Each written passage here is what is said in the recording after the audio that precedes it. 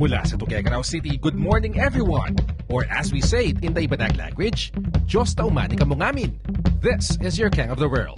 Samahan niyo ako para sa isang epic adventure at saksihan ang katuparan ng pinapangarap kong pag-ikot sa buong Pilipinas gamit ang mumunti nating motor. Ready na ba kayong lumarga? Let's go in 3, 2, 1!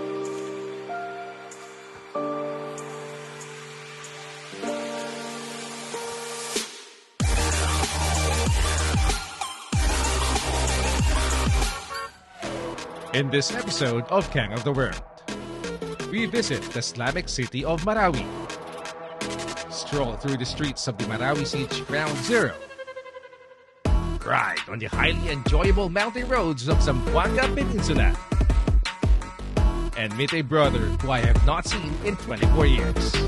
Let's go! Time check, it's 1:23. Dadaan tayo ng Marawi. Punta tayo ng Ground Zero. Hopefully hindi pa masyadong madilim. Tapos next stop, Pagadian City. Or baka dumiretso na akong dapitan. Bahala na mamaya kung anong feel ko. Welcome to the municipality of Baloan, province of Lanao del Norte. Di ba na Baloan? Baloi pala. Baloi. Ayan na ulan. Philippine Science High School, Central Mindanao Campus.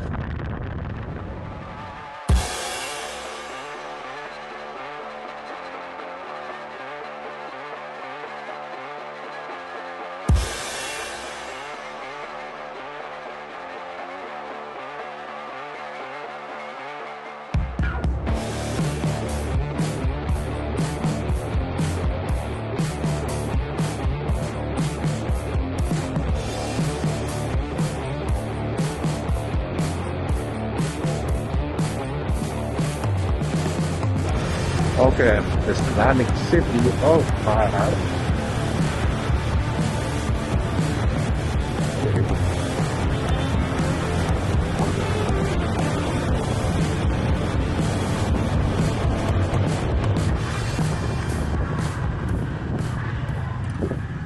Sir, magandang hapon po. Sir, magandang hapon. Sir, pwede pumunta dun sa sa Ground Zero? Sa Ground Zero po? Oo. Bali, diretsuhin nyo lang po ito. Tapos, pagdating nyo po doon sa may portada, mayroon po gasoline station. Diretso kayo dito, may paakyat sa tabi niya. Diretso nyo po yun. Pagdating nyo yung diretso, makapunta na po kayo ng Ground Zero. Okay. Okay naman, sir. Safe lang. Safe na po. At pagdating nyo po doon sa Baytulay, may tropa po doon. Okay, sir. Salamat, sir. Thank you, sir. Kayo lang po mag-isa? Yes, sir. Nakasan po kayo, sir? Tuguegarao, sir. Yes, sir. Thank you, sir. Siyempre, shoutout sa magigiting nating sundalo na nakadestino dito sa Mindanao, lalo na sa 500 Combat Engineer Battalion ng Philippine Army. Maraming salamat po sa inyong serbisyo.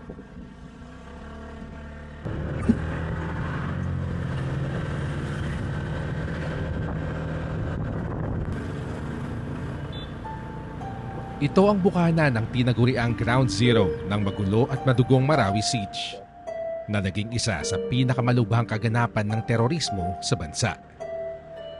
Sa pagpasok parang hindi pa alintana ang laki ng pinsalang idinulot nito. Pero habang papaloob ako sa sentro ng lugar na ito, dito na tumambad sa akin kung gaano katindi at kalawak ang naging epekto ng karumal-dumal na pag-atake ng mga terorista. Kaliwat kanan ang mga naabandonang bahay at gusali na maraming bakas ng tama ng mga bala. Karamihan din ay wala ng bubong, pintuan at wasak na ang mga bintana. Grabe ang bigat sa loob. Ni hindi ko nagawang ngumiti kahit katiting. Dahil napuno ang isip ko ng mga imahe at iyak ng mga taong dumanas ng lubos na paghihirap at pagkamatay ng mga walang kamalay-malay. Kahit ngayong ginagawa ko tong video, masakit pa ring pagmasdan. Kaya hanggang mabuo at makabangong muli ang Marawi Ground Zero, hindi ko pa masikmura na ito ay muling balikan. Hindi ko pa rin maintindihan bakit kailangan mangyari ito. Pero sa aking paglakbay sa kalsada ng Ground Zero, mas lalo kong napagtanto na kailangan manaig ang pag-intindi at pagpapahalaga sa kapwa-tao. kung nais nating mabuhay ng matiwasay at masaya sa mundong ito. Salamat sa paalala, Marawi. Sana ay makabangon kayong muli.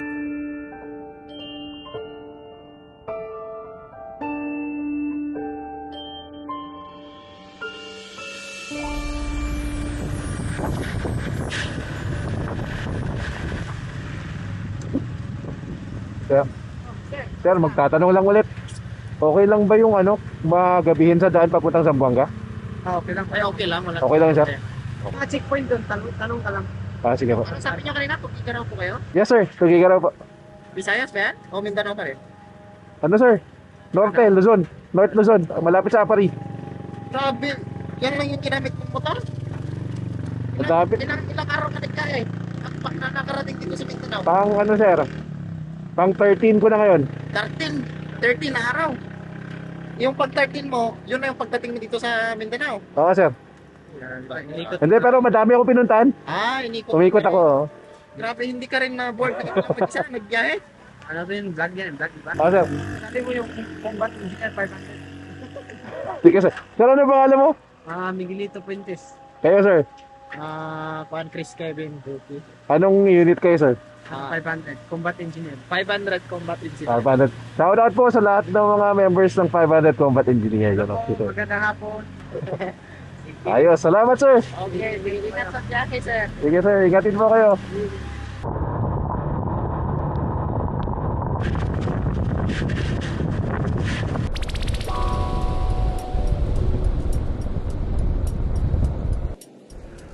We are now in the municipality of Sidlac, Bacolod. Dito pa rin yan sa Misamis Oriental. Okay, so night ride tayo ngayong gabi. Papunta ng Pagadian City. Sayang, di natin makita yung coast, oh. Ganda sana yan. Galing, ganda, oh. Municipality of Kapatagan. Hello po, shoutout sa mga taga Kapatagan. Went on a diversion road going to Pagadian City. Medyo isolated. Usual fastest route, pero ang ganda ng kalsada. Sultan Naga Dimaporo. Welcome to the municipality of Sultan Naga Dimaporo. I'm putting my whole trust on Google Maps and my lights. This MDL has been working wonders for me for highway driving. AES, I think it's 60 watts. But wow! Ang lakas ng hangin! Aray ko! Diyos ko, buti na lang. Hindi tinangay habang may kasalubong. Lakas ng hangin. Nakakatakot yung sipol ng helmet. Ito na ang tunay na walang katao-tao. Ang lakas ng hangin. First Engineering District of Davao del Sur. I will follow you wherever you may go.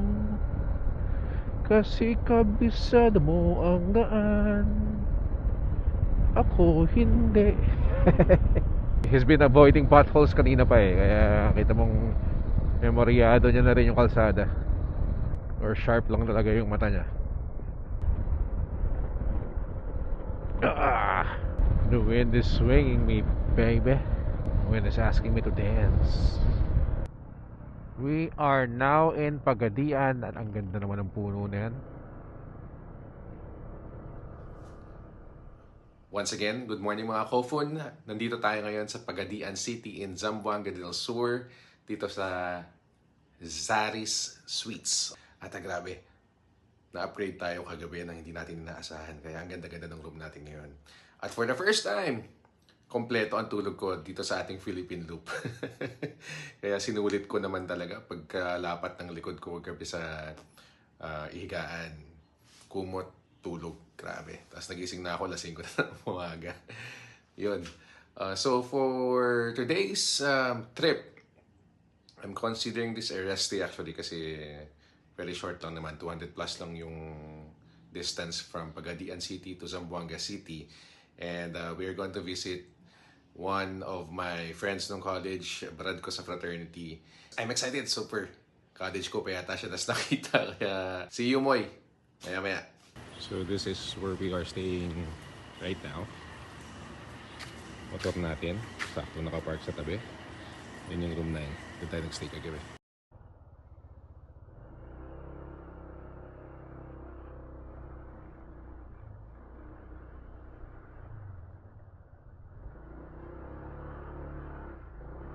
Okay, so just in case you are wondering, ito yun, Shari Sweets.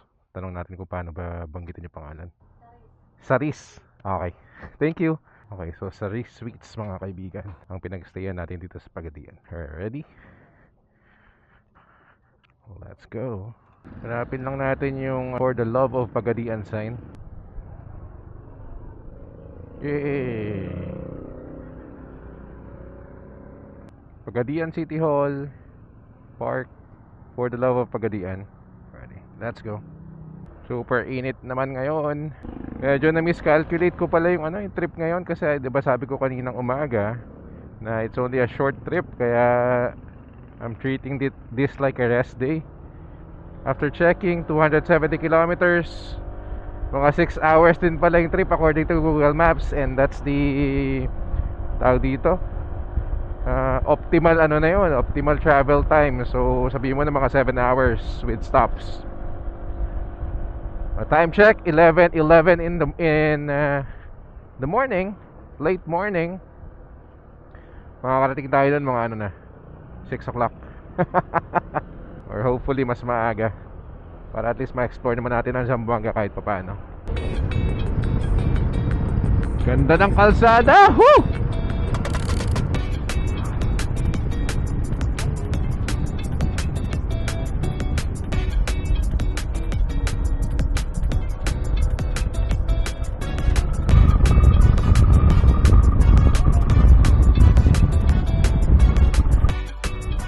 Welcome to the municipality of Buog.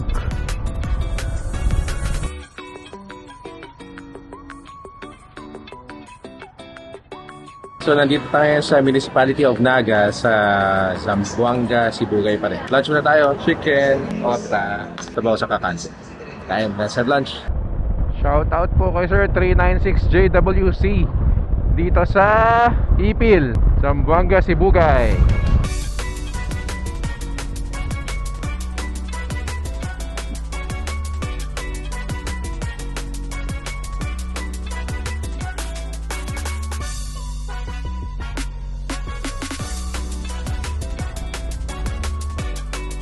Bienvenidos a Ciudad de Zamboanga. Nice.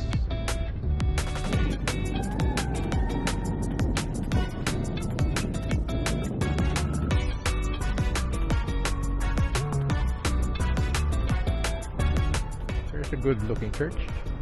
Our Lady of the Pillar Parish.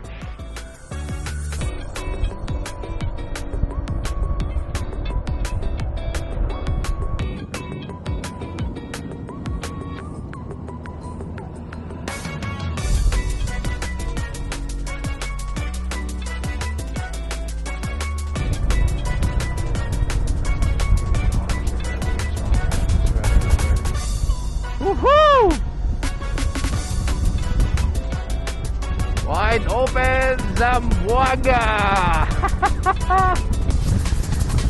14 kilometers more to go to the city center. Let's go!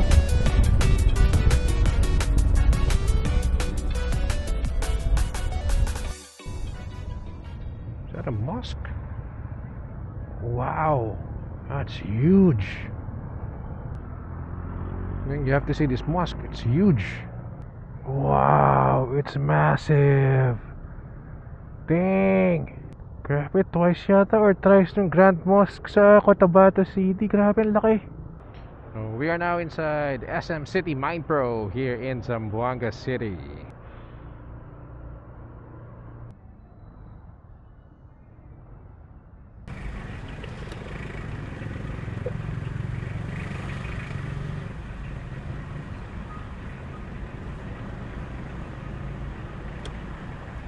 So ayun na nga mga kaibigan, nandito na tayo ngayon sa Zamboanga City. Kasama natin ang aking brad sa Beta Kappa Fraternity. Ang head namin, Lord Knight namin nung pumasok ako sa front. Si Brad Moy. Wala lang. Biglang tumahimik. Madaldal niya kanina eh. Nahiya sa vlog. Ba't ka ganun, Moy? Ayaw ng exposure. May big boss kasi sa SM yan, kaya hindi pwede nga. I-edit ko pa to. So nandito po tayo ngayon sa Old Market ng Zamboanga. Dito maraming tao. Nandun kanina malapit sa SM, wala naman siya. Kasi mamaya magbabagsakan na yung mga gulay. Galing sa mga farm. Babagsak na yan dito, marami na rin yan bibili mamaya. Sa right, that's a Lady City Hall. Okay. Ang old naman. Ang old ng fasad. Ganda.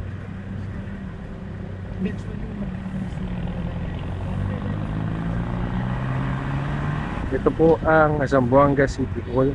Ang ganda. Si Macdo na lang. Oo nga, ano? Oh my God, ang ganda ng City Hall ng Banga.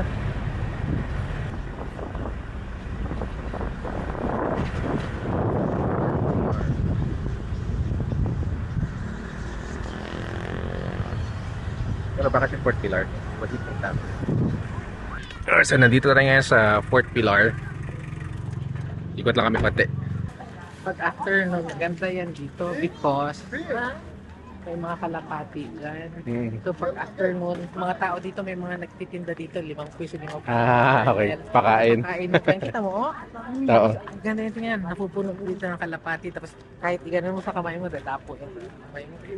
Okay. So parang sa Amsterdam. Yung mga nagbebenta ng mga breadcrumbs para pakainin nyo man. So yan. Yan po. Every afternoon daw dito sa Zamboanga may mga doves dyan. So pwede kang bumili ng mga pagkain. Tapos, Parang sila yan. Pero tulog na kay gabi. oo. Pero pag umaga or afternoon, idea. Ano nga ulit? Ginawan siya ng shrine because of the miracle na hindi natuloy tidal wave. Parang gano'n. Okay. Kapitwado. Viva Nuestra Señora la Virgen del Pilar.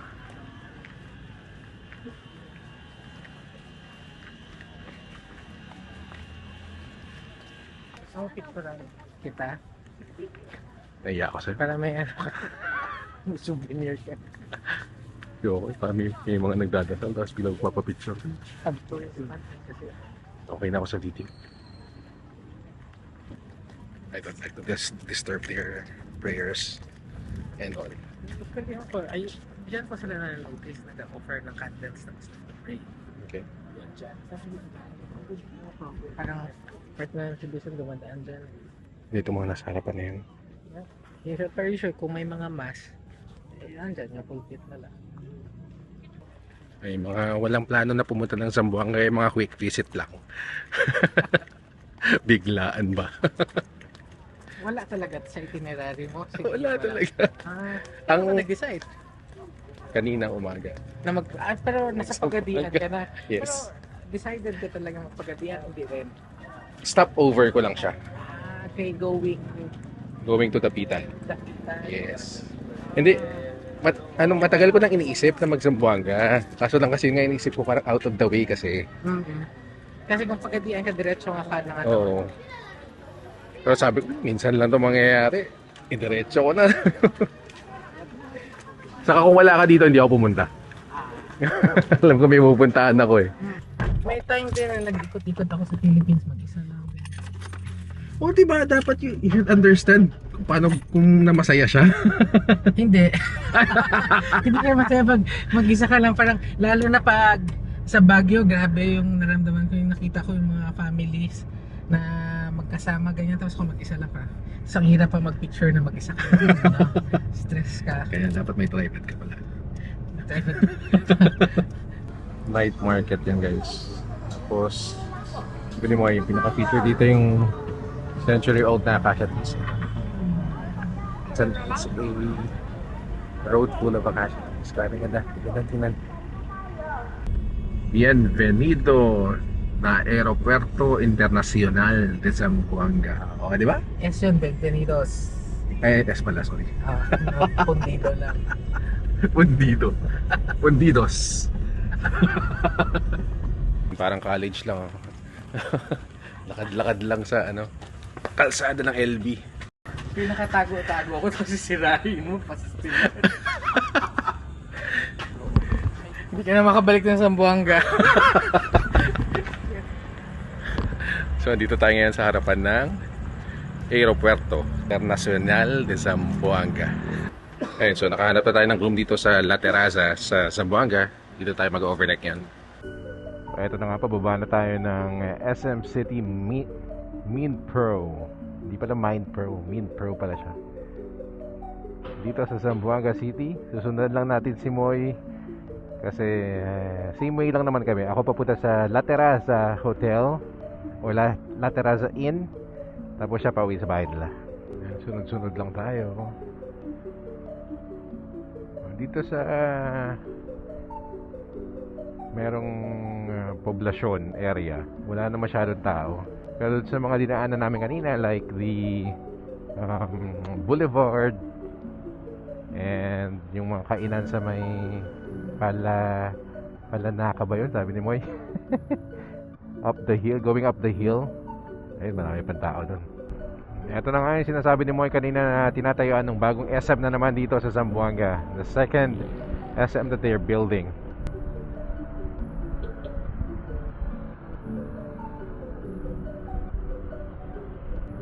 Akalain mo yung mag-isa na ako nagdadrive ngayon dito. Ako na. Pag nag-loop ka talaga yan.